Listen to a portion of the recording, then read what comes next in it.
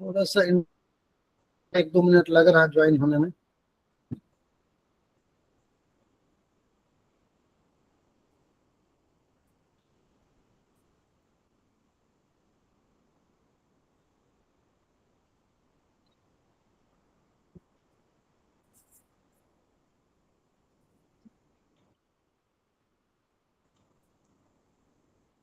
जी, child conservation foundation और सेवा भारती के साथ होने वाली हमारी ये 308वीं वेबिनार है।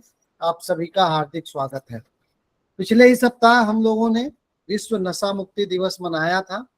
इसी उपलक्ष्य में आज इस वेबिनार पे हम नशा से संबंधित चीजों को लेकर बातचीत करने वाले हैं। नशे के बारे में अगर हम बात करें तो एक तरह का ऐसा रोग जो व्यक्ति के शारीरिक और मानसिक दोनों स्थितियों को प्रभावित करता है।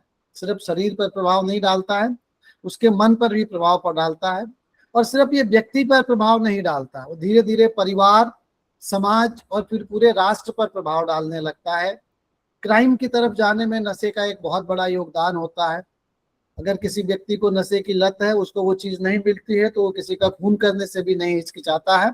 तो नशा एक सामाजिक बुराई तो है ही, एक ऐसी सामाजिक बुराई है जिसमें अगर कोई ये व्यक्ति कहे कि मेरे पड़ोस में कोई नशा करता है, मुझे इससे क्या फर्क पड़ता है, तो ऐसा नहीं होता। बिल्कुल फर्क पड़ता है। आपके पड़ोस में रहने वाला अगर नशा करता है तो कहीं ना कहीं आज या कल आपको प्रभावित करेगा ही करेगा। तो नशा हम सबको, नशे से मुक्ति का प्रयास एक सामाजिक बुराई के साथ साथ हम सभी का दायित्व भी है। और ये दायित्व हमारा तब और बढ़ जाता है जब हम इन बच्चों के क्षेत्र में काम करते हैं। जो छोटे छोटे बच्चे 8 साल, 10 साल या 12 साल के सुलोचन पीते हैं या कहीं ट्रैफिकिंग में इन्वॉल्व होते हैं। तो इन सारी चीजों को लेकर के आज हमारे साथ दो हमारे माननीय अतिथि जुड़े हुए हैं जिन पर हम चर्चा करेंगे। एक हमारे साथ वैसा सेक्टर रहेगा जिसमें कि इसके कानूनी प्रावधान क्या है, कानून क्या कहता है। जुवेनाइल जस्टिस एक्ट की धारा 77, 78 की हम बात करते हैं, जिसमें नशे को लेकर के प्रावधान दिया गया है। साथ ही हम 83(2) में जहां बच्चों का इस्तेमाल करके कोई इलीगल गतिविधियों की बात करते हैं, उसके बीएनएस में क्या प्रावधान है। तो कानून क्या कहता है कि अगर कोई नशे में है या नशा करता है तो किस प्रकार की कार्यवाही उस पर की जाती है। उस पर बातचीत करने के लिए हमारे साथ जुड़ी हुई है अर्चना जी नोएडा से। आपका बहुत बहुत स्वागत है। आप सीनियर एडवोकेट हैं दिल्ली हाई कोर्ट के साथ साथ आप सेशंस कोर्ट नोएडा और दिल्ली में भी प्रैक्टिस करती हैं। पॉक्सो को लेकर के आपने अवेयरनेस वर्कशॉप पे बहुत सारा काम किया है। आप district legal service authority Gautam Buddh Nagar के साथ भी एसोसिएटेड हैं। एक लंबा अनुभव है आपका इन तरह के कामों में डील करने का। आपका बहुत बहुत स्वागत है अर्चना जी। हमारा दूसरा फेज, जब भी कोई व्यक्ति नशा करता है तो वो नशे से छुड़ाने के लिए हम क्या प्रयास करते हैं, उसके लिए नशा मुक्ति केंद्र है। हमारे साथ जुड़े हुए राजीव तिवारी जी, आपका बहुत बहुत स्वागत है।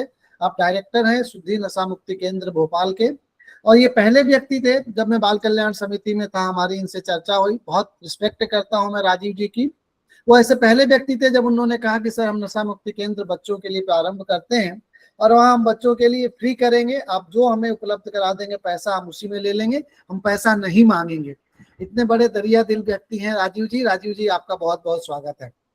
धन्यवाद सर। तो मैं अर्चना जी से निवेदन करूंगा कि आज का हमारा जो विषय नशा एक सामाजिक बुराई और इसके कानूनी पहलू पर उस पर अपनी बातचीत रखें। अर्चना जी।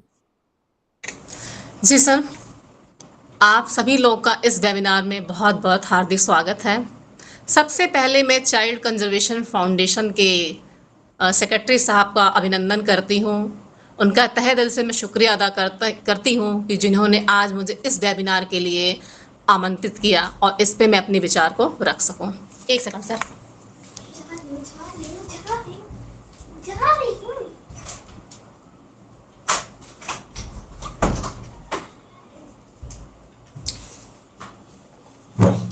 Sorry sir. आज का टॉपिक जो हमने रखा है, नशा एक सामाजिक बुराई और लीगल प्रावधान, आज के परिप्रेक्ष्य में बहुत ही एक ज्वलंत टॉपिक है। सबसे पहले हम जानते हैं नशा, ड्रग क्या चीज है, इसके कॉन्सिक्वेंसेस क्या है, लीगल प्रोविजंस क्या है, हमारी गवर्नमेंट की पॉलिसी क्या है, डी एडिक्शन प्रोग्राम कैसे बनाए गए हैं और हमारा एक यूथ वर्ग कैसे इससे अफेक्टेड है, कैसे इस दलदल में जा रहा है, कैसे हमें उसे बाहर निकालना है। इस पे आज हम चर्चा करेंगे। सबसे पहले हम ये जानते हैं कि ड्रग क्या है। बहुत सभी लोग को पता है ड्रग क्या चीज होती है। ड्रग एक केमिकल सब्सटेंस है जो आपके मूड को चेंज कर देता है। जो आपका एग्जिस्टिंग मूड है, एग्जिस्टिंग मीन जो आपका सैड पोजीशन है, सैड स्टेटस ऑफ माइंड है, वो उसको ऑल्टर कर देता है एक टाइप पे हैप्पीनेस में। उस हैप्पीनेस जोन में जाने के लिए लोग ड्रग की तरफ जाते हैं। अब प्रश्न उठता है कि ड्रग की जर्नी कैसे शुरू होती है, कैसे एक बच्चा ड्रग की तरफ जाता है, कैसे एक एडल्ट ड्रग के रास्ते पे जाता है। तो सबसे पहले हम चर्चा करते हैं अपने बच्चों पे। बच्चे स्पेशली हम लेते हैं एडोलसेंस एज को। देखिए सभी को पता है कि children are the mirror of our country. Children are the representative of our society. जब एक देश का बच्चा ही स्वस्थ नहीं होगा मानसिक रूप से, वो क्या हमारे देश का प्रतिनिधित्व करेगा। बोलते हैं ना बच्चे हमारे कल के नेता हैं, कल का भविष्य है, और वही भविष्य आपके नशे की तरफ जा रहा है। अब ये हमारा बच्चा एडोलसेंस मतलब आप ले लीजिए 12 से लेके ऑनवर्ड्स ये चलना शुरू करते हैं, उनके अंदर ये लत, ये एडिक्शन, ये हैबिट कैसे डेवलप होती है। सबसे पहले हम जानते हैं इसकी जो जर्नी, जो इसकी यात्रा शुरू होती है, एक ग्रुप से, उनकी संगति से शुरू होती है। बच्चा कभी घर में बैठे अकेले वो कमरे में ड्रग्स नहीं लेगा, उसको कंपनी मिलती है। इसीलिए बोलते हैं कि बच्चों की संगति कैसी है, इस पे हमेशा मॉनिटरिंग करनी चाहिए। अभी हम इस मॉनिटरिंग पॉइंट पे थोड़ी देर बाद आते हैं। पहले हम जानते हैं कि हमारा यूथ वर्ग, हमारा एडोलसेंस बच्चे कैसे इस रास्ते पे, ड्रग के रास्ते पे निकलते हैं। अभी मैंने बताया कि वो शुरुआत करते हैं अपने सर्कल से, फ्रेंड सर्कल से। और छोटा सा एग्जाम्पल जैसे आप ले सकते हैं, आप सिगरेट कहीं भी आसानी से मिल जाता है, तंबाकू मिल जाता है, गुटखा मिल जाता है। अभी हम बहुत छोटे स्मॉल लेवल पे बात करते हैं, जो सस्ते होते हैं, बड़ी आसानी से उनके पॉकेट मनी का एक हिस्सा बन जाते हैं। अब ये शुरुआत करते हैं, एक ने क्या बोलते हैं लगाया, इनको दूसरे ने लगाया, फिर एक सिगरेट को 4 दोस्त हैं वो आपस में रोटेट करते हैं। उस रोटेशन में, उस पीने में, जो उनके अंदर का जो ब्रेन है, जो उनके नर्व्स है, वो बिल्कुल एक अलग जोन में चला जाता है।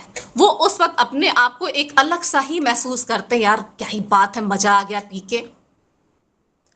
अब ये धीरे धीरे एक दिन में तो लत लगेगी नहीं, जब धीरे धीरे वो एडिक्शन मोड में जाते हैं।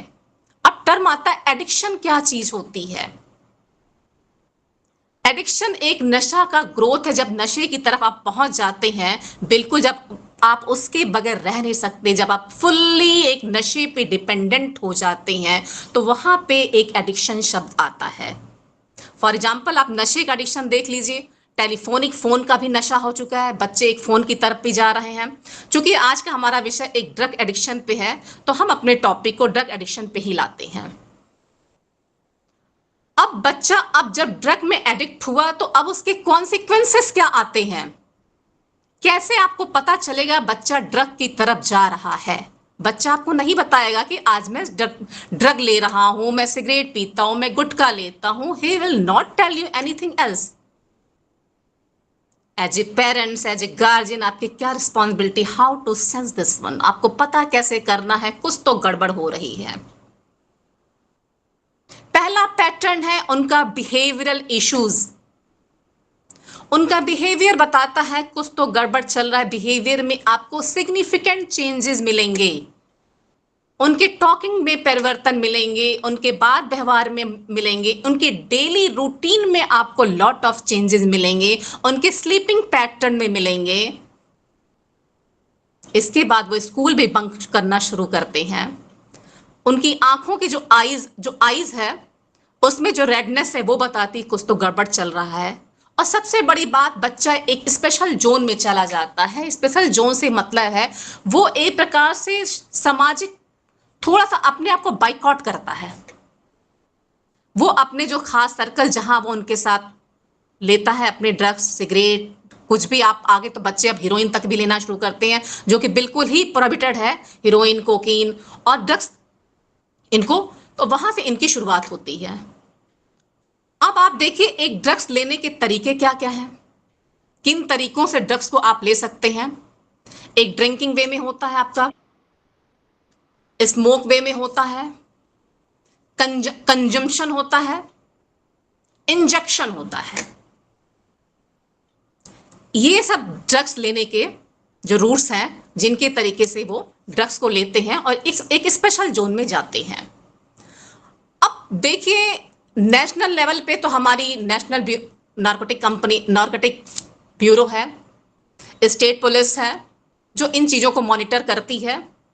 बट अपने घर का जब बच्चा एक ड्रग में जा रहा तो उसको कौन मॉनिटर करेगा? ये मॉनिटरिंग करना एक पेरेंट्स का, स्पेशली माँ का, बाप, फादर की बहुत बड़ा यहाँ पे दायित्व होता है। तो अब आप देखिए दो चीजें सामने आती हैं। क्या आप वेट कर रहे हैं कि बच्चा जब नशे की तरफ जाएगा तब हम उसको बताएंगे, या उससे पहले हम बताएंगे? इसीलिए आता है प्रिकॉशंस, प्रिवेंटिव मेजर्स। हम पहले ही बच्चे को क्यों ना अलर्ट कर दें। एडोलसेंस में जाएगा, बच्चे की संगत स्कूल में कहाँ जा रही है, बाहर खेलने निकल गया, बहुत सारी चीजें आपके आउट ऑफ रीच होंगी, आप नहीं पकड़ पाएंगे कहाँ। तो थोड़ा सा as a parents, as a guardian, आपकी बहुत बड़ी रिस्पॉन्सिबिलिटी ये होती है कि आप बच्चे को ड्रग्स के बारे में बहुत क्लियरली बता दें। ड्रग क्या चीज होती है, ये तुम्हें कहाँ से कहाँ पहुंचा सकती है और तुम किस तरफ जा सकते हो, इसके डायरेक्ट कॉन्सिक्वेंसेस क्या होते हैं। तो एक मदर की, फादर की बहुत बड़ी रिस्पॉन्सिबिलिटी होती है कि वो खुल के एक ड्रग्स के बारे में बच्चे को अवेयर कर सकें।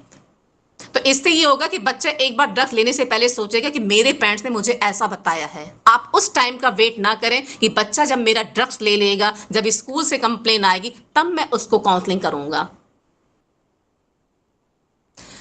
चलिए ये तो हो गया प्रिवेंटिव, जब आपको मतलब बच्चे को ड्रग की लत लगने से पहले कि ये आपके एक स्टेप्स हैं। अब जब बच्चा लत में जा ही चुका है, जब आपको पता चलता है कि हमारे बच्चे के साथ कुछ तो गड़बड़ हो रही है, मैंने आपको कुछ साइन बताए, जैसे वो नहाने धोने में लेजीनेस आएगी, स्कूल जाने में बंक है, उसके खुद में लेजीनेस है, या तो कुछ ज्यादा ही बात करेगा या तो बहुत ही कम बात करेगा, बिहेवियर पैटर्न में है। तो अब आपको क्या करना है, आपके क्या स्टेप्स हैं, कैसे इन चीजों को रोकथाम करनी है। प्रॉब्लम तो है, सॉल्यूशन भी है।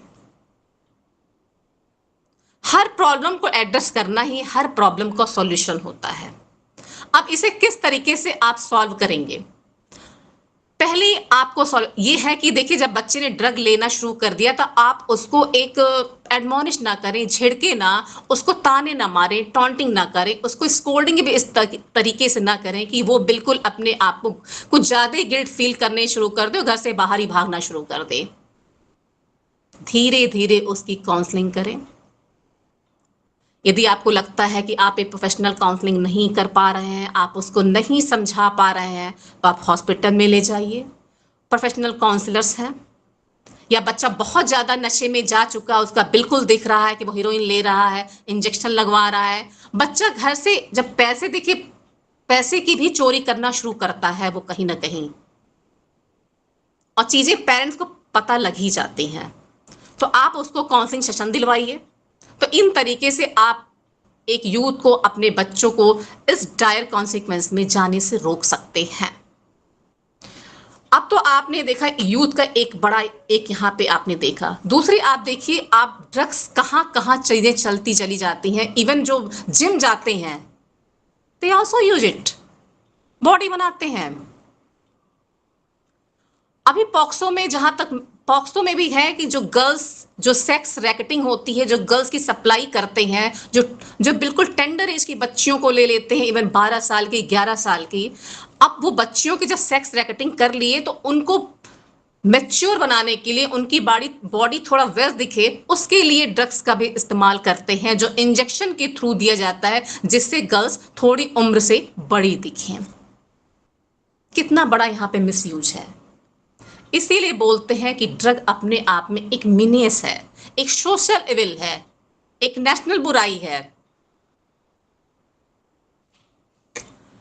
अब ये ड्रग में, अब आप ड्रग्स की अब ड्रग्स की तो हमने बच्चे की बात की। अभी इसी पॉइंट पे आता है प्रेग्नेंट वुमेन्स का। प्रेग्नेंट वुमेन्स की जब चलती है इनकी इन्वेस्टिगेशन गायनी के पास, तो गायनी का भी पहला क्वेश्चन आता, आप कहीं अल्कोहल तो नहीं लेते हो? उनका भी एक क्वेश्चन आता है। पॉक्सो में आपने देखा कि कैसे बच्चों को मिसयूज करते हैं। आप ये देखिए, पेट बढ़ाने के लिए ड्रग्स का इस्तेमाल करते हैं, इनको नींद नहीं आ रही, नींद के लिए इस्तेमाल करते हैं। देखिए ड्रग की देखिए दो चीजें सबको पता है, यूज एंड मिसयूज। यूज कहां पे? मेडिकली यूज है, जहां डॉक्टर ने प्रेस्क्राइब्ड कर रखा है मेडिसिन का, क्योंकि मेडिसिन में ड्रग होता ही है। फॉर एग्जाम्पल खांसी की दवाएं, खांसी की दवाओं में भी ड्रग्स होता है। बच्चे को नींद आती है। मैं आप लोग के बहुत एक ऐसे पॉइंट बताने जा रही हूं, you will be very astonished. शायद मुझे बताना भी चाहिए, और यहाँ पे सारे एडल्ट हैं, उसमें कोई वैसी बात नहीं है। एक कपल था क्या, होंगे ही, बहुत पहले उन्होंने कहीं से किसी उन्होंने बताया था कि उनका बच्चा उसमें 3 या 4 साल का था। जब उस कपल की बेडरूम में इंटीमेसी का जो टाइम आता था, तो उनका बच्चा बीच में जग न जाए, उनकी इंटीमेसी को डिस्टर्ब न करे, वे अपने बच्चे को इवनिंग में 7 बजे ही उसको खांसी का सिरप पिला देते थे। और सबसे इंटरेस्टिंग बात यह है कि बच्चे का फादर खुद भी एक डॉक्टर, उन्हें तो कॉन्सिक्वेंसेस पता ही होगा ना कि बच्चे को खांसी नहीं है और आप खांसी की दवा दे रहे हो तो क्या होगा। दूसरी पॉइंट आप ये भी देखिए, बहुत सारी लोग जो पेरेंट्स वर्किंग हैं, अपने बच्चे को घर पे छोड़ के चले जाते हैं आया के भरोसे। वो आया बच्चे को संभालने का पेन न लेके उन्हें सिरप पिला देती हैं। बच्चा सो रहा होता है, वो आराम से टीवी देख रही होती हैं। ये चीजें भी आई हैं। अब एडल्ट वयस्क ये कैसे इस तरफ जाते हैं, वो कैसे नशे के एडिक्शन में आते हैं। और सबसे इंटरेस्टिंग बात है कि सभी लेम एक्सक्यूज ये देते हैं कि बहुत स्ट्रेस था, स्ट्रेस बस्टर के लिए वो ड्रग का इस्तेमाल करते हैं। आप खुद सोचिए, क्या स्ट्रेस बस्टर क्या आपका एक ड्रग ही है? क्या और कोई ऑप्शन आपके पास नहीं है? कोई और ऑप्शन नहीं है जहां आपको उस स्ट्रेस बस्टर, आप अपने स्ट्रेस को कहीं और तरीके से बस्ट कर सकें? क्या आपके पास ड्रग ही है? उसकी भी शुरुआत जो ड्रग्स एडल्ट में होता है, उनकी भी शुरुआत वो भी अपने ग्रुप में ही करते हैं। बहुत लोग होंगे जो अपने एक यंग एज में शुरुआत नहीं किए, एक लेटर एज में after 40s after 50s start हो सकती है। उसकी भी शुरुआत घर से नहीं होती, वो भी अपने सर्कल में ही होती है। उसका सबसे बड़ा रीजन वहां पे ये बताया जाता है कि हमें बहुत ज्यादा स्ट्रेस है, जिसकी वजह से हम थोड़ा सा ड्रग्स लेके मूड को शांति करते हैं। अब ड्रग्स के, मैं छोटी सी एक लाइव स्टोरी आपको बताती हूँ। ड्रग्स पीने के बाद जो आदमी के जो मूड है वो कैसे चेंज होते हैं और किस तरीके से लड़ाई झगड़े की नौबत आती है, ये हम सारे सोशल लोगों को बहुत अच्छे तरीके से पता है। सबने देखा है कि किस तरीके से पीने के बाद वो के लोग चिल्लाना शुरू करेंगे, कुछ लोग तो बर्तन। अब देखिए यहीं पे थोड़ा सा मैं चेंज करती, वायलेंस। जो लोग पीते हैं कहीं ना कहीं डोमेस्टिक वायलेंस भी करते हैं। उनकी वाइफ ने पीने के लिए मना किया, वायलेंस। अब जो बच्चा अपने फादर को पीते हुए देख रहा है घर में, कहीं ना कहीं वो भी उस चीज से प्रभावित हो रहा है। उसके दिमाग में भी एक क्यूरियोसिटी आती है, क्योंकि ड्रग कंजम्पशन का एक बहुत बड़ा रीजन आपका क्यूरियोसिटी भी है कि इसको पीने के बाद क्या होता है, चलो हम देखते हैं। तो अभी जैसा भी 1 सेकंड पहले मैं बताई कि ड्रग्स लेने के बाद के लड़ाई और झगड़े किस तरीके से होते हैं, इसका एक लाइव एग्जांपल मैं खुद बता रही हूं जो मैंने फेस किया था। आज से 10 साल पहले की बात है, 15 साल के आसपास की। मेरी कजन की शादी थी, शादी गांव से थी। तो शादी उस दिन गांव में 2 शादियां थी, 2 जून की शादी थी। एक दिन हमारे यहाँ शादी थी और हमारे यहाँ गांव के जो सरपंच थे उनके घर में शादी थी। शादी निपट गई, सारा हो गया। नेक्स्ट डे मैं अपने घर के बगल में एक हमारे चाचा जी लगते हैं, उनके घर में ऐसे ही गई थी। अब शादी के बाद आपने देखा बहुत लोग पीते हैं, खुशी में पीते हैं, और कुछ ज्यादा वो जो गांव का जो देशी दारू होता है ना, उसके पीने का एक अलग ही जोन चला जाता है।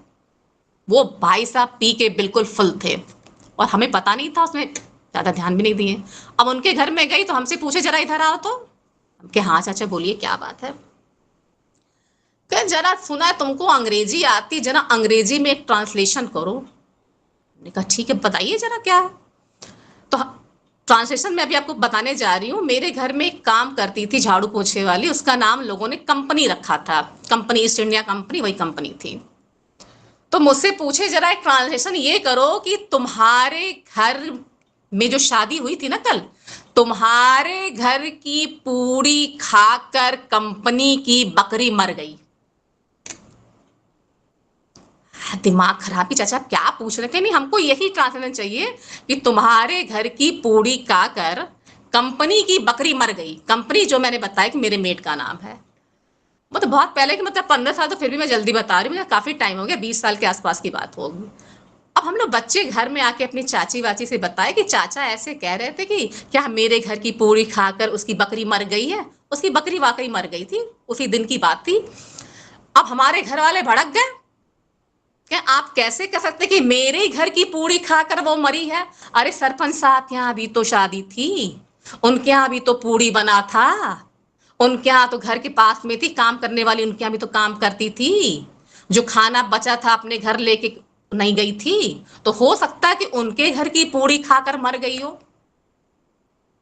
मिला जुला के इतना बवाल हुआ कि मामला सरपंच जो गांव में उस वक्त के थे बड़े बुजुर्ग साहब के पास गया। वो हंसे कहे काम करो, बकरी का पोस्टमार्टम करवा लो और डॉक्टर की रिपोर्ट ले लो, पता करे कि किसके घर की पूरी खाकर उसकी बकरी मर गई। मतलब मिला जुला के सेंस ये कि पीने के बाद का मतलब, बंदे ने तो पीने की पोजीशन में बोला, उनको तो ये भी नहीं पता था मैं क्या पूछ रहा हूं। अब घर में एक पूरे गांव में बवाल बन गया बुरी तरीके से, लड़ाई झगड़े तो भाई साहब पूछो मत उस दिन क्या हुआ। बाकी आप आसपास में देखते हैं कि पीने के बाद के झगड़े, पीने के बाद के बवाल, घर में बवाल होते ही होते हैं। चलिए, अब ये तो हो गया एक एडल्ट पर्सन में जो पीने की बात की जो पोजीशन जाती है। अब इसमें क्या क्या क्राइसिस आती हैं। एक तो आपके बर्डन पे, आपके सॉरी बर्डन इट मीन्स आपके पॉकेट पे बर्डन आएगा ही आएगा, क्योंकि ये चीजें आपको देखिए बहुत पॉजिटिव रिजल्ट तो इन चीजों का है नहीं। चीजें महंगी आती हैं, लोग मैनेज भी कई करते हैं खरीदने में। क्लेश तो घर में आएगा ही, पैसा भी घर से जाता है, घर का एटमॉस्फेयर भी सम टाइम बहुत आप देखिए खराब होता है। 2 चीजें और हैं इसमें। जो एडिक्शन है इसका 2 लेवल में आपको बता रही हूं। एक लेवल तो स्लम एरिया का है और दूसरा एरिया बहुत हाई लेवल का, जहां आपने एक नाम 4 साल पहले चर्चा में सुना था, आर्यन खान का, शाहरुख खान के बेटे आर्यन खान का। उम्र मात्र 23 साल की थी और ड्रग्स वो अब भी शायद उसमें और किस में था, वो वेसल में था, क्रूज में पकड़ा गया था। तो आपने ये देखा, अभी मैं क्या चर्चा कर रही थी, just I got my point, I return to me just second. तो ड्रग्स का आपने ये, हाँ, तो स्लम एरिया और प्लस आपका higher zone, I got my point. Slum area में लोग कैसे शिकार हो जाते हैं, क्योंकि एक तो उनके आसपास का जो एनवायरनमेंट होता है वो बहुत ही नकारात्मक होता है, इंटेलेक्चुअलिटी काफी दूर दूर तक होती है, न हेल्दी लाइफ होती है, न हेल्दी एनवायरनमेंट होता है, न उनका हेल्दी खाना होता है, न तो उनके पास एजुकेशन होती है, न तो अवेयरनेस प्रोग्राम उनके पास होता है। वो भी, अब ये लोग पूछेंगे वो खाते क्यों है। अब उनके पास खाने के लिए सम टाइम पर्याप्त पैसा नहीं होता, अपना कुछ मैनेज किया, हल्का फुल्का खा के अपने स्ट्रीट पे सो गए। अब बहुत हाई प्रोफाइल में इनमें जाते हैं, उनके पैसे की कमी नहीं है, अपना वो थोड़ा हाई लेवल पे जाते हैं। अब ड्रग्स में आप ये देखिए इसके लीगल कॉन्सिक्वेंसेस क्या आते हैं। आप ड्रग्स को दो डिपार्टमेंट में बांटा गया है। एक आपका आता है नार्कोटिक्स, दूसरा आता है आपका साइकोट्रोपिक सब्सटेंस। नार्कोटिक्स जो आपको नींद की तरफ ले जाता है, पेन किलर जो आपके नर्वस सिस्टम को थोड़ा सा कूल डाउन करता है। अब बहुत सारी मेडिसिन भी आप देखें इंटरनेशनली बैंड हो जाती हैं। मुझे तो एक मेडिसिन का नाम पता है, इसमें एक निमोस्लाइड आती थी जो एक अपने आप में पेन किलर थी, बाद में कुछ साल पहले गवर्नमेंट ने इसको बैंड कर दिया। डिस्प्रिन, जितनी मैक्सिमम पेन किलर को इन्हें बंद किया, डिस्प्रिन भी बैंड हो गई मार्केट में, शायद हमारा तो बंदी हो गई, बहुत टाइम से बंद चल रही है इसकी। अब हमारे यहाँ लीगल प्रोविजंस क्या है इसके लिए दिए गए हैं, बहुत इसके लिए स्पेशल लॉ हमारा है एनडीपीएस। हालांकि बीएनएस में भी दे रखा है, सेक्शन 111 बहुत क्लियर बताता है कि ये एक ऑर्गेनाइज्ड क्राइम है।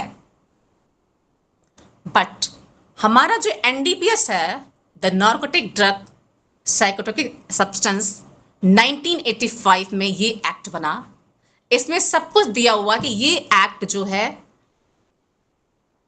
सिर्फ भारत में रहने वालों पर ही नहीं एप्लीकेबल है, out of India ships craft सब पे ये एक्ट लगता है।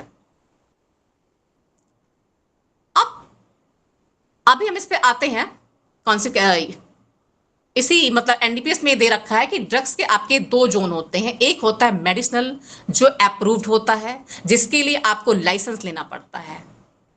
एक होता है आपका इलीगल, आपका हीरोइन, गांजा, चरस। इन ड्रग्स की ट्रैफिकिंग कैसे होती है, इनकी स्मगलिंग कैसे होती है, इनका ट्रांसपोर्टेशन कैसे होता है, इसको मॉनिटर करने के लिए मॉनिटरिंग अथॉरिटी कौन कौन सी होती हैं, इस पे भी मॉनिटरिंग एजेंसी कौन कौन सी होती हैं, इस पे भी अभी हम चर्चा करते हैं। तो आपने देखा ड्रग्स के लिए, देखिए अभी एक पॉइंट में भूल न जाऊं, ड्रग्स की भी अपनी नेशनल हेल्पलाइन नंबर होता है 1446 1446। ये अपनी नेशनल हेल्पलाइन फॉर ड्रग है, जहां पे फोन करके ये आपको काउंसलिंग का बताते हैं, प्लस आपको इसका जो सेंटर होता है डी एडिक्शन सेंटर, ये उसका भी पता बता देते हैं। अब एक आपने देखा एनडीपीएस में प्रावधान। अब ड्रग्स में भी दो चीजें आती हैं, जैसे गांजा। यदि आपने एक गांजा 1 kg में है तो वो आपका कमर्शियल में नहीं आता है, इसमें पनिशमेंट थोड़ा सा लेस है। बट वही गांजा आपके पास 20 kg की मात्रा में है, ये आपका एक कमर्शियल बन गया और यहां पे पनिशमेंट काफी स्ट्रिंजेंट है। बट हर ड्रग्स के नेचर के हिसाब से अलग अलग इसका पेनल्टी दिखाई गई है। ये तो मैंने आपको गांजा का बताया। दूसरा आप एग्जांपल हीरोइन का ले सकते हैं। हीरोइन में मात्र 5 ग्राम आपका नॉर्मल बताया जाता है, बट यही 250 ग्राम मात्र ये आपका कमर्शियल वैल्यू शो करता है।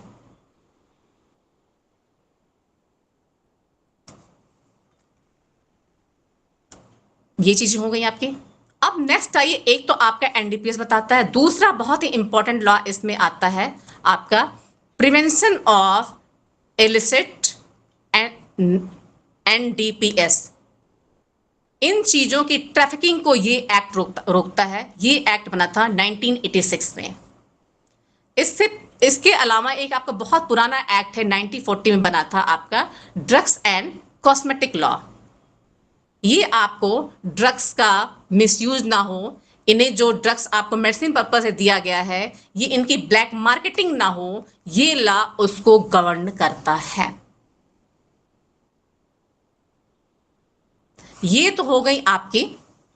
प्लस आपके जेजे में जैसा कि भी सर ने कुछ देर पहले बताया था, उसमें भी दिया गया है, क्योंकि कुछ लोग बच्चों के थ्रू जो है इसकी ट्रैफिकिंग करवाते हैं। उन्हें लगता है ये बच्चा है, उसको दे दिया, ये पैक कर जाके तू मतलब बच्चा मतलब चाइल्ड ट्रांसपोर्टेशन आप बोल सकते हैं, ये तुम ले जाके दे दो, तो कि लगता है कि पुलिस इनको तो चेक करेगी नहीं, ये आराम से लेके चले जाएंगे।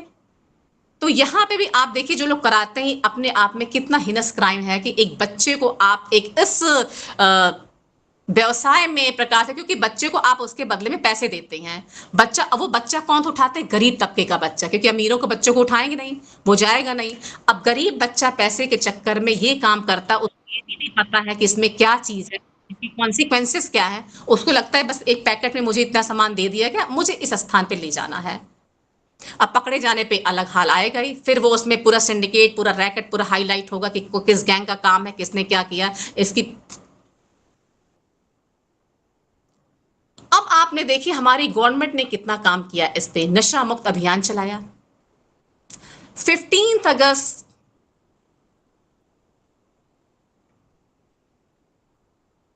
ये 2020 में ये आपका कैंपेन चलाया। नशा मुक्त अभियान में क्या चीजें आती हैं, कैसे वो डी एडिक्शन की तरफ एक पेशेंट को, एक एडिक्ट को ले जाते हैं। डेली की दिनचर्या बनी होती है, उसमें वो मेडिटेशन हो गई। दीदी इस पर राजीव जी बात करेंगे, इस पर राजीव जी बात करेंगे। आप, बहुत बढ़िया। हाँ, आप लीगल प्रोविजन बात करके 5-7 मिनट में बाइंड अप कर लें। हाँ जी, बहुत अच्छा, बहुत अच्छा। तो आपने देखिए जेजे एक्ट में क्या है, बच्चों के थ्रू आप ट्रांसपोर्ट करा रहे हैं। पॉक्सो एक्ट में बच्चे को आपने देके उसे आप जल्दी व्यस्त बना रहे हैं। प्लस हमारा एनडीपीएस पूरा फुल फ्लेज इसको कवर करता है। इसके अलावा भी 2 दिन पहले अमित शाह का, अभी हमारे ऑनरेबल मिनिस्टर अमित शाह जी का आया था कि हमें 2047 तक पूरे इंडिया को ड्रग फ्री बनाना है। इस ड्रग फ्री में क्या क्या चीजें आएंगी? रिहैबिलिटेशन सेंटर, आपकी होलिस्टिक अप्रोच। जो बंदा देखिए नशा करता है, बहुत जगह लिखा है ना, क्राइम से नफरत करो, क्रिमिनल से नहीं। नशा से नफरत करो, इन एडिक्ट्स से नहीं। आप जो इन चीजों के लिए पूरा क्लियर कर दिया गया है, ताकि हम उन बंदे से एक अलग से उसके दिमाग में फीलिंग ना पालें कि तो नशा नशेड़ी है, इससे भागो। नहीं, उसके नशा को दूर करो, उसको हटाओ, जैसा कि अभी राहुल जी अभी सर ने बताया, इसे बताएंगे। तो इन चीजों को बताते हुए अब आते हैं, फिर थोड़ा सा आप एनडीपीएस में आ जाएं। एनडीपीएस में लेके डेथ पेनल्टी तक का दिया गया है। जो इसमें रिपीट ऑफेंडर्स होते हैं, जो बार बार इसी ऑफेंस को रिपीट करते हैं, उनके लिए काफी स्ट्रिक्ट पनिशमेंट की व्यवस्था की गई है। अब पनिशमेंट में बेल का भी प्रावधान है, जिस ये एक नॉन बेलेबल ऑफेंस में आता है। हालांकि डिपेंड्स अपॉन द क्वांटिटी, आपके पास से कितनी मात्रा में गांजा, चरस, अफीम, जो बैंड प्रोडक्ट्स हैं, इनको पाया गया है। क्योंकि एनडीपीएस एक्ट इन चीजों को कंट्रोल करता है, प्रोहिबिट करता है। किसको? Sale, purchase, consumption, transportation. और बहुत ज्यादा ट्रांसपोर्टेशन आपकी होती है पंजाब, आसाम, उत्तर प्रदेश से। अब हमारे एआई के थ्रू इन चीजों पे रोकथाम लगने वाली है, जो हमारी गवर्नमेंट का प्लान है। अब इनकी मॉनिटरिंग एजेंसी आती है, सबसे टॉप पे आती है आपकी नारकोटिक्स ब्यूरो। नेक्स्ट आपकी आती है, जैसे इस टाइप की कंप्लेन पे आपकी स्टेट पुलिस आती है, आपकी लोकल पुलिस हो गई। रेलवे के थ्रू जो आप इस ड्रग्स को ले जा रहे होते, इसमें रेलवे प्रोटेक्शन पुलिस होती है, वो इनको देखती है। जो बॉर्डर से जो ड्रग्स का जो आवागमन होता है, उन्हें हमारी बीएसएफ हो गई, कोस्टल गार्ड्स हो गए आपके, ये इनकी इसमें भी एक जिम्मेदारी है इन चीजों के देखने की और इन्हें कब करने की।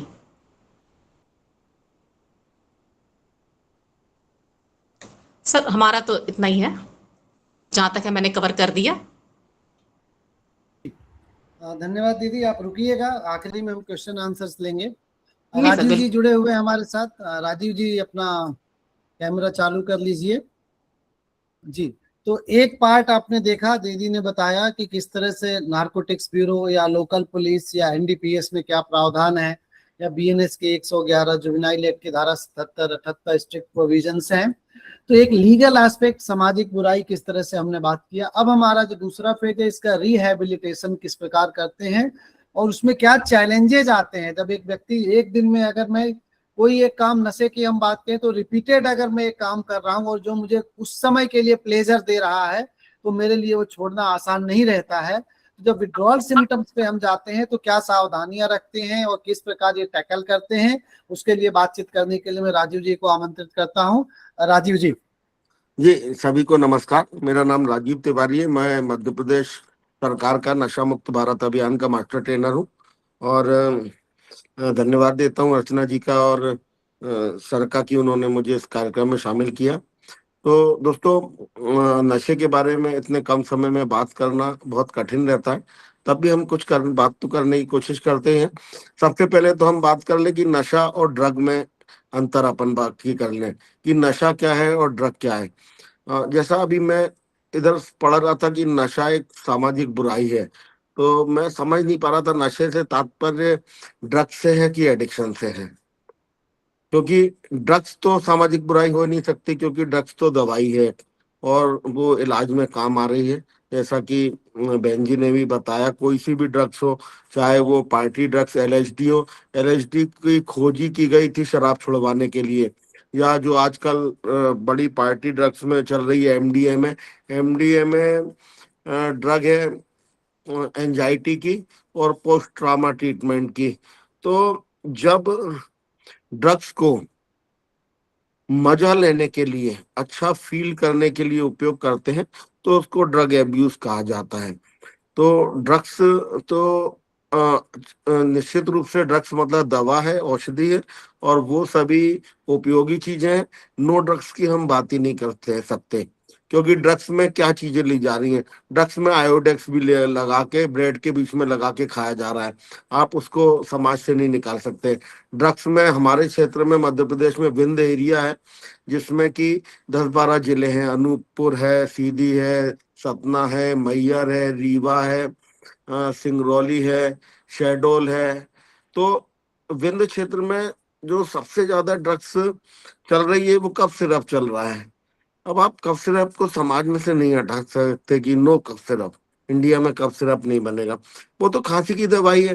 जैसा कि मैडम बता रही थी कि वो डॉक्टर बच्चे को सुलाने में उसका उपयोग कर रहे थे। तो एक ड्रग्स का एब्यूज है कि उसको मजे लेने के लिए हम उपयोग कर रहे हैं।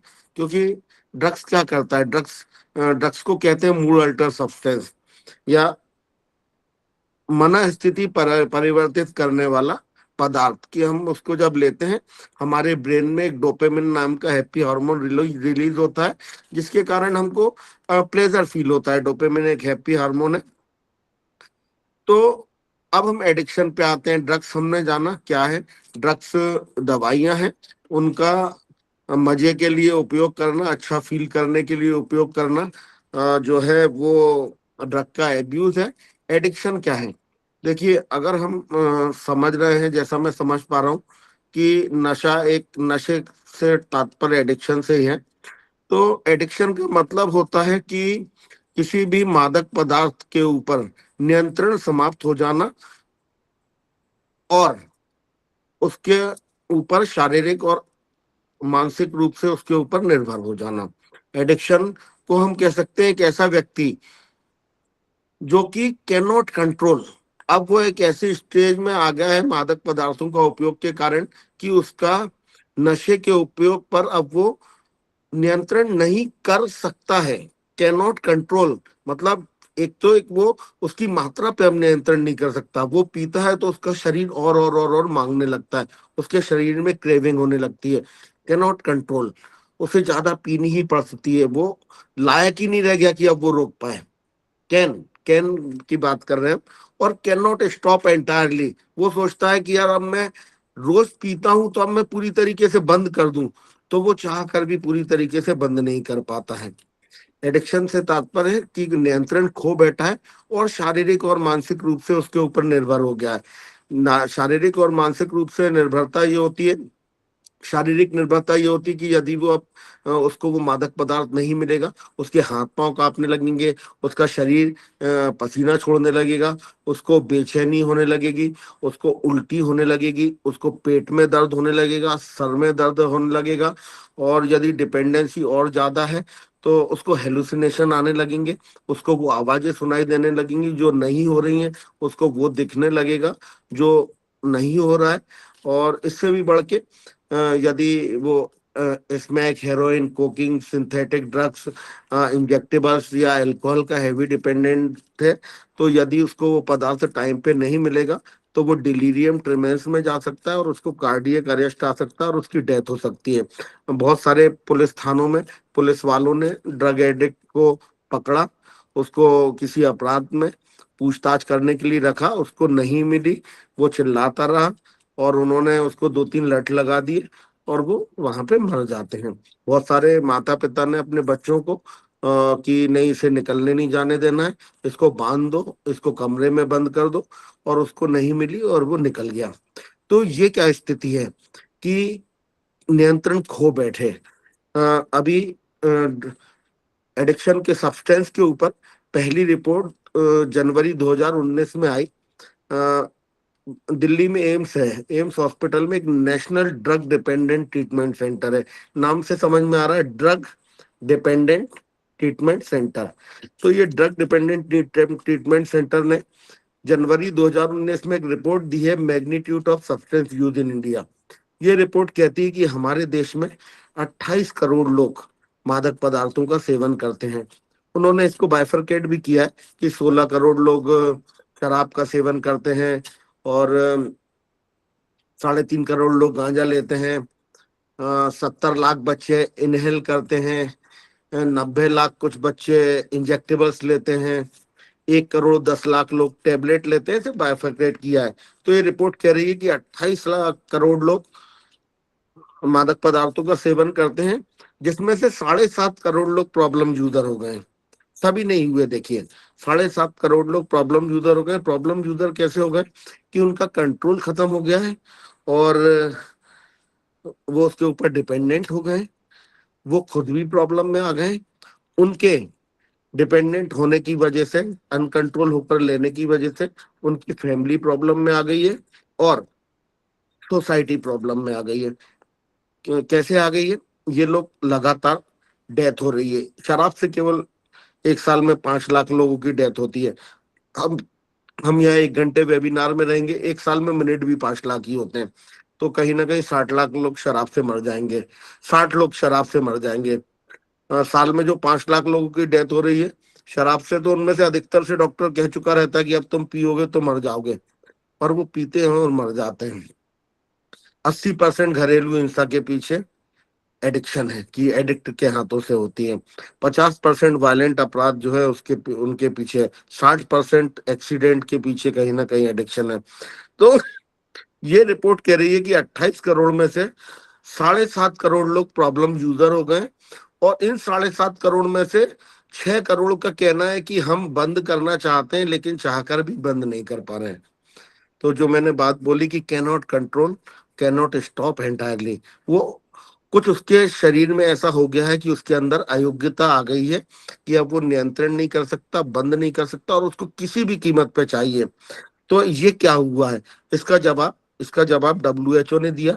उसका कहना है कि कुछ लोग मादक पदार्थों पे नियंत्रण खो बैठते हैं, उस पर डिपेंडेंट हो जाते हैं, और ये होना एक मेंटल डिसऑर्डर है, एक बीमारी है। नशा सामाजिक, मादक पदार्थ का मजे के लिए उपयोग करना सामाजिक बुराई है, लेकिन एडिक्शन एक सामाजिक बुराई नहीं है। एडिक्शन एक बीमारी है जो कि चाह कर नहीं होती है। 28 करोड़ लोगों ने प्लेजर फील करने के लिए यूज किया, लेकिन उसमें से 7.5 करोड़ लोग उसके ऊपर कंट्रोल खो बैठे, और निश्चित जाने की वो चाहते नहीं थे कि हम एडिक्ट हो जाएं। उन्होंने भी उसी तरीके से एक प्लेजर फील करने के लिए लिया था, उनको वो बीमारी लग गई, उनको एडिक्शन का प्रॉब्लम हो गया। सबको नहीं होता है। WHO का जो ICD-10 है, एक इंटरनेशनल क्लासिफिकेशन ऑफ डिसीज है, जिसमें वो बीमारियों की लिस्ट रहती है। ICD-10 में F10 से लेके F90 तक उन्होंने अलग अलग मादक पदार्थों पे नियंत्रण खोने को मेंटल डिसऑर्डर में डाला है। भारत सरकार ने भी 2017 में मेंटल हेल्थ केयर एक्ट लेके आए 2017, और उसमें उन्होंने पहली बार इसको बीमारी माना। पहले इसे सामाजिक बुराई मानते थे एडिक्शन को, इसको उन्होंने सामाजिक न्याय विभाग को दे रखा था। 2017 में जो मेंटल हेल्थ केयर एक्ट आया, उसने पहली बार इसको मान्यता दी कि ये एक बीमारी है। उन्होंने नाम दिया इसको SUD, नशे के मादक पदार्थों के उपयोग पे नियंत्रण खो देना एसयूडी नाम की बीमारी है। अगर डॉक्टर देखेगा तो वो एसयूडी लिखेगा। एसयूडी का फुल फॉर्म है substance use disorder. Substance use बहुत लोग कर रहे हैं, 28 करोड़ लोग कर रहे हैं, लेकिन सब्सटेंस यूज डिसऑर्डर जो है वो 7.5 करोड़ लोगों का हुआ है। और ये एक बीमारी है, इसके लिए इलाज की जरूरत रहती है। और जैसा कि मैंने बताया, इलाज शुरू होता है डिपेंडेंसी से। अगर व्यक्ति डिपेंडेंट हो गया है, उसे वो पदार्थ नहीं मिलेगा तो उसको दिक्कत होगी, जो जिसे वह चिकित्सा की भाषा में विड्रावल सिंड्रोम्स कहते हैं। विड्रावल सिंड्रोम्स आएंगे तो सबसे पहले इसका विड्रावल सिंड्रोम्स का इलाज होता है, मेडिकेशन के द्वारा ही ये इलाज होता है। यदि हम सोचे कि कोई विल पावर से या कसम खा के बंद कर दे तो वो संभव नहीं होता है, या हम उसे बंद कर दें तो नहीं होता। हमको उसको दवाइयाँ देनी पड़ेंगी जो कि साइकेट्रिस्ट या डॉक्टर की देखरेख में दी जाती हैं, और जिससे कि उसको कम पेन होता है। पेन होता है बंद करने से, लेकिन मेडिसिन की वजह से कम पेन होता है।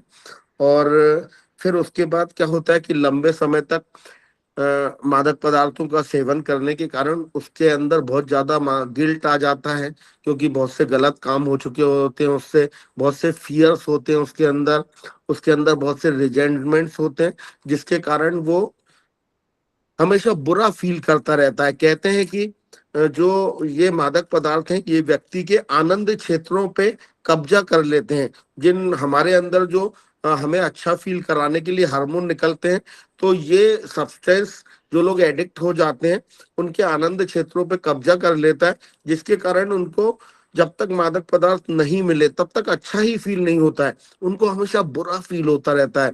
और एक व्यक्ति हर व्यक्ति अच्छा फील करना चाहता है, वो लोग बंद करना चाहते हैं, लेकिन जब लंबे समय तक बंद करने पे उन्हें बेचैनी होती है, हमेशा नेगेटिव थॉट्स आते रहते हैं, तो फिर उनकी मजबूरी हो जाता है दोबारा चालू करना। तो इसके लिए फिर साइकेट्रिस्ट उनको कुछ ऐसी मेडिसिन देते हैं कि उनके ब्रेन में हैप्पी हार्मोन रिलीज होने लगे, और कुछ लंबे समय में ऐसी एक्टिविटीज को करके, कि जैसे एक्सरसाइज से एंडोर्फिन नाम का हैप्पी हार्मोन रिलीज होता है, मेडिटेशन कराया जाता है, उससे गाबा नाम का, जिसे मॉलिक्यूल ऑफ पीस कहते हैं, गाबा हार्मोन रिलीज होता है। उनको कुछ दौड़वाया जाता है जिससे सेरोटोनिन नाम का हार्मोन रिलीज होता है।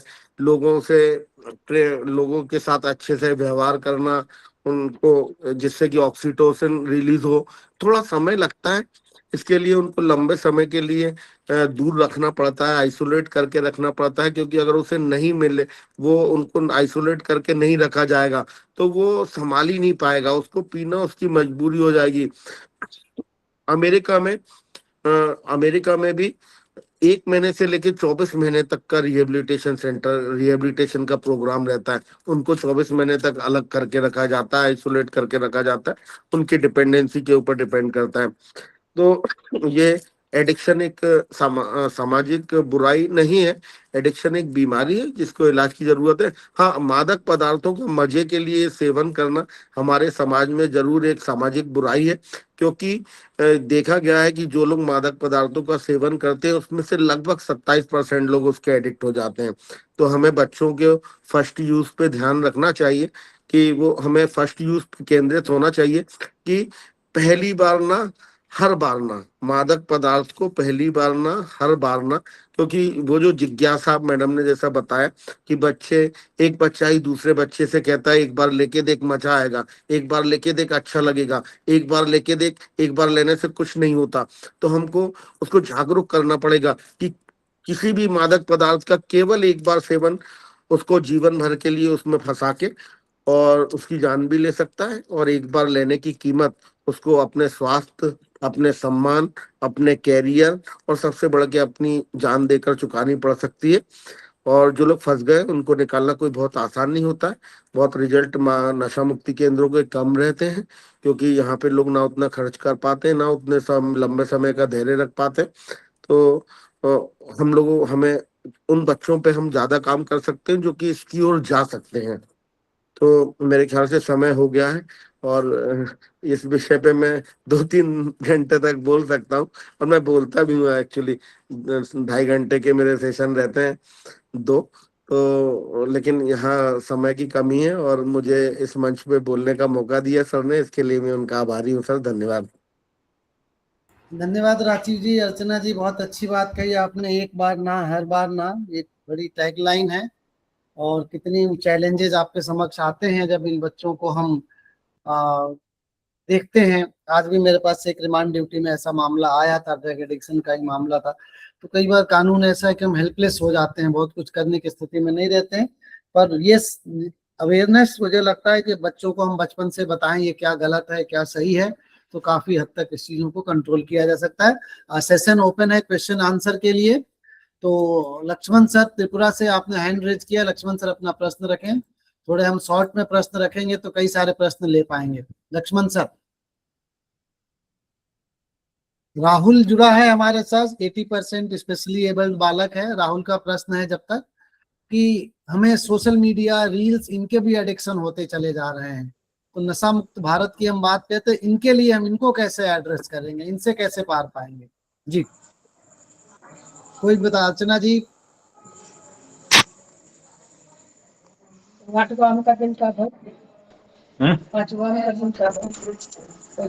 जी राहुल का प्रश्न है, अनम्यूट कर लीजिए आप अपने आप को। म्यूट है राजीव जी, आपने भी म्यूट कर दिया। कोई भी एक इसका जवाब दे सकते हैं कि हम सोशल मीडिया में जो रील्स आते हैं वो भी एक एडिक्शन हो गए, उससे कैसे पार पाए, पेरेंट्स क्या सावधानियां रखें?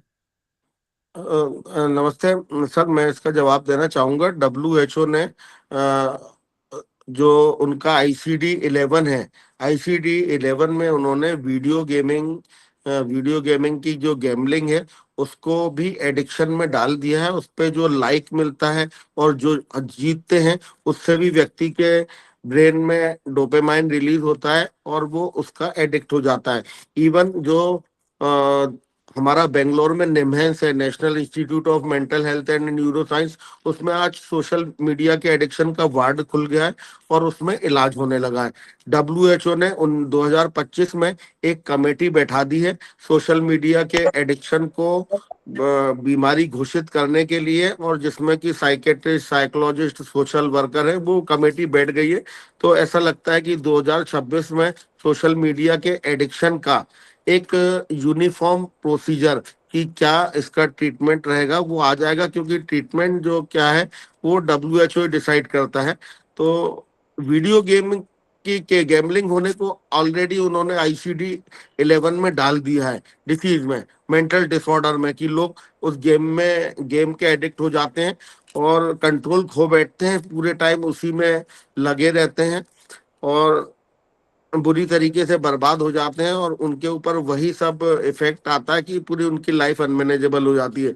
लेकिन सोशल मीडिया के लिए WHO की कमेटी बैठी है कि क्या इसके इलाज का प्रोसीजर होगा, और इस समय, और ये निश्चित रूप से ये इसको स्क्रीन ऑब्सेशन कहा है उन्होंने, कि बार बार एक स्क्रीन के लिए पागलपन, कि हर मिनट में चेक करना क्या लाइक हो गया, किसने क्या कमेंट कर दिया मेरे उस पे। तो इसका ये एडिक्शन होता है और आदमी अपने सब काम छोड़ के बार बार इसकी ओर जाता है और अपनी प्रोडक्टिविटी भी कम करता है, आउटपुट भी कम करता है। तो निश्चित रूप से ये भी नुकसान पहुंचा रहा है और इसका इलाज का प्रोसीजर आएगा अभी कुछ दिन में, मेरे ख्याल से इस साल तक आ जाएगा। मुझे लगता है राजीव जी, इस दिशा में भारत ने एक और कदम उठाया है। अभी ऑस्ट्रेलिया ने कुछ प्रतिबंध लगाया है, तो भारत सरकार भी सीरियसली सोच रही है कि जो सोशल मीडिया पे उम्र कितनी होनी चाहिए, 14, 15, 13 तक, कुछ इसमें आने वाले समय में विधेयक आने वाले हैं कि हम सोशल मीडिया को कैसे रिस्ट्रिक्ट करते हैं। टेलीग्राम पे जो पहली बार भारत सरकार ने बैन लगाया, पहली भी बड़ा कदम होता है हमारे देश में किसी भी चीज को प्रतिबंधित करना, तो वो भी अपने आप में एक अच्छा कदम था। लक्ष्मण सर अपना प्रश्न रखें। सबसे निवेदन रहेगा थोड़ा शॉर्ट प्रश्न रखेंगे, और सर शॉर्ट में आंसर देंगे तो हम 4-5 प्रश्न ले पाएंगे। लक्ष्मण सर जी। नमस्ते राजीव जी, नमस्ते अर्चना जी। नमस्ते सर, नमस्ते। I am from Tripura state. Actually, what I have listened, actually most of the things you have described, the after effect. After affected, how can you proceed for the treatment or for the curing? How to control the affected persons? So before effect, how can we give the proper step before affected the persons? How can you motivate the society through our parental, through our adjacent teacher, or through our elders, or the students, for the children? जी, उनका कहना है sir कि effect के बाद तो हम कुछ भी कर सकते हैं, पर उसके पहले हम कैसे कंट्रोल कर सकते हैं? देखिए सर, इसके लिए होता है ना, हमारे ये स्कूलों में अवेयरनेस अवेयरनेस प्रोग्राम तो बहुत जरूरी है। अवेयरनेस प्रोग्राम हो गई, काउंसलिंग हो गई, क्योंकि बिना जानकारी के तो कोई अवेयर होगा ही नहीं। तो सबसे बड़ा स्टेप इसका है कि इन्हें अवेयर, इसके कॉन्सिक्वेंसेस क्या चीज है, आने वाले टाइम में इन्हें कितना अफेक्ट कर सकता है, इनका हेल्थ कहाँ तक अफेक्ट होगा, मेंटल स्टेटस कहाँ पे जाएगा। तो इसके और केंद्रीय विद्यालय संगठन कई जगह जिनके अवेयरनेस प्रोग्राम भी चलाते रहते हैं। ये पेरेंट, इवन बच्चों के लिए नहीं, पेरेंट्स के लिए, टीचर्स के लिए, सबके लिए एक सेशन चलता है ये। एक कार्यक्रम में मैं और राजीव जी गए भी थे केंद्रीय विद्यालय में इसको लेकर। जी, जी, जी। देखिए मुझे सर, अवेयरनेस आपने बताया जी। राजीव जी आप कुछ कह रहे हैं? देखिए, एक पहली बार जब कोई बच्चा यूज करता है, उस यूज करने में और उसके एडिक्ट होने में एक लंबा समय होता है। यदि हमको जल्दी पता चल जाता है कि उसने यूज करना चालू कर दिया है, उसकी प्रॉब्लम क्रॉनिक नहीं हुई है, तो उसको जल्दी निकाला जा सकता है। इसके लिए हम उसको साइकोलॉजिस्ट से उसको काउंसलिंग करवा सकते हैं। उसको अगर वो लेना शुरू कर दिया है तो उसको कुछ मेडिसिन होती हैं अल्टरनेट, वो दिलवा सकते हैं कि जो उसको क्रेविंग आती है वो हम बंद करवा सकते हैं, उसको मेडिसिन दिलवा सकते हैं। देखिए, अगर शुरू में पता चल गया है ना, तो बहुत कुछ रोका जा सकता है, क्योंकि एक बार व्यक्ति एडिक्ट हो गए, उसके ऊपर डिपेंडेंट हो गए, कंट्रोल चला गया, उसके बाद निकालना बहुत कठिन काम है।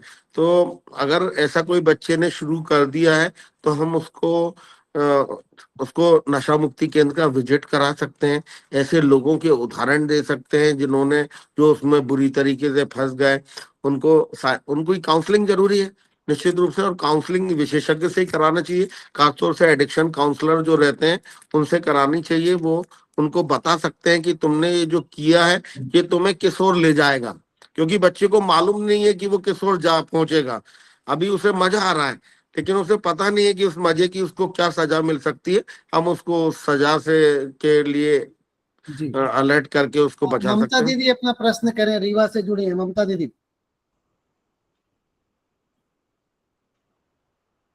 ममता दी आवाज आ रही है मेरी? जी भैया आ रही है। प्रणाम भैया। भैया मेरी आवाज आ रही है? हाँ, अपना प्रश्न रखें जी। जी जी दीदी प्रणाम। राजीव जी आपको भी नमस्कार। दीदी मैं ये बता रही हूँ कि मैं बच्चों के लिए काउंसलिंग कर रही हूँ, नशा मुक्ति टीम में भी हूँ सरकार की। और क्या कहते हैं, बच्चों के लिए मुझे दुविधा ये है कि हमारे शहर में छोटे छोटे मोहल्लों में घर में जो नशा का काम कर रही हैं वो महिलाएं कर रही हैं, और बच्चों को अपने यहाँ बिठालना, बच्चों को नशे का सामान देना, और जब वो पैसा नहीं दे पाते हैं तो घर से कुछ भी उठा लाओ, ये उनका डायलॉग होता है। हमने पुलिस को भी सूचना दी, पुलिस सहयोग कर रही, लेकिन मैम हम वहां तक उनको, हमारे पास तो कोई पावर है नहीं, तो हम उनको पकड़ नहीं पाए, तो मेरी काउंसलिंग भी बेकार हो जाती है जो मैं बच्चों के पीछे लगी हुई हूँ। तो इसका क्या सोल्यूशन निकाल सकते हैं कि उन घरों पे दबिश होके और उन महिलाओं को पकड़ा जाए जो ये बच्चों को एडिक्ट बना रही हैं।